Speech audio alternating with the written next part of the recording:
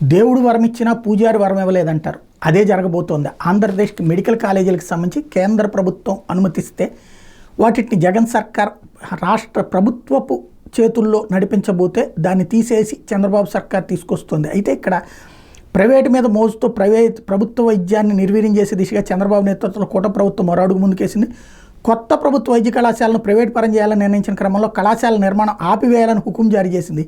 ఈ మేరకు AP MSIDC chief engineer ఇచ్చిన మార్గదర్శకాల ప్రకారం కర్నూలు జిల్లా ఆదోని, సత్యసాయి జిల్లా పెనుకొండ మెడికల్ కళాశాల నిర్మాణ పనులను వెంటనే నిలిపేయాలని కర్నూలు సూపరింటెండెంట్ ఇంజనీర్ ఉత్తర్వులు ఇచ్చారు. ఆయా ప్రాంగణాల్లో ఎలాంటి నిర్మాణ పనులు చేపట్టేందుకు వీల్లేదన్నారు. నిజానికి విద్యా సంవత్సరంలో పులివెందుల, పాడేరు, మార్కాపురం, ఆదోని, మదనపల్లె కొత్త మెడికల్ కాలేజీలు ప్రారంభించాల్సి ఉంది. 7 మెడికల్ కాలేజీల ప్రారంభానికి అనుగుణంగా గత ప్రభుత్వం చర్యలు చేపడితే ఆ ప్రక్రియను చంద్రబాబు సర్కార్ కొనసాగించుంటే కాలేజీకి 150 చొప్పున ఏడాది 750 సీట్లు అందుబాటులోకి వచ్చే ప్రైవేటు మీద ప్రేమతో వాటిని పూర్తిగా గాలికి వదిలేశారు. ఒక్క పాడేరు వైద్య కళాశాలలో 24-25 విద్యా సంవత్సరానికి 50 ఎంబీబీఎస్ సీట్లో ప్రవేశాలకి ఎన్ఎంసీ అనుమతి ఇచ్చింది. 150 సీట్లు రావాల్సిన చోట కేవలం 3వ వంతే అందుబాటులోకి వచ్చే పులివెందులో 50 సీట్లకు ఎన్ఎంసీ అనుమతి ఇచ్చిన ప్రభుత్వం అండర్టేకింగ్ ఇవ్వకపోవడంతో ఆ సీట్లు కోల్పోవలసి వచ్చింది.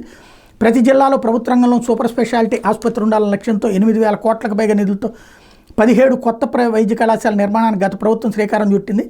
వీటి నిర్మాణానికి ప్రభుత్వమే పెట్టుబడి పెట్టి ప్రభుత్వమే నిర్వహించడం ద్వారా పేదలకు ఉచితంగా వైద్య సేవలు అందించాలనే లక్ష్యం. కాగా కొత్త వైద్య కళాశాలను ప్రైవేటు వ్యక్తులకు అప్పగించి విద్యా వైద్యానికి పేద మధ్యతరగతి ప్రజల నుంచి డబ్బు గుంజాలని చంద్రబాబు ప్రభుత్వ లక్ష్యం అంటూ సాక్షి రాసుకొచ్చింది. ఇది నిజమా కాదా, ఆ కాలేజీలకి ప్రభుత్వం ఆపేసిందా లేదా నిర్మాణం అన్నది చంద్రబాబు సర్కార్ సమాధానం చెప్పాల్సి ఉంది.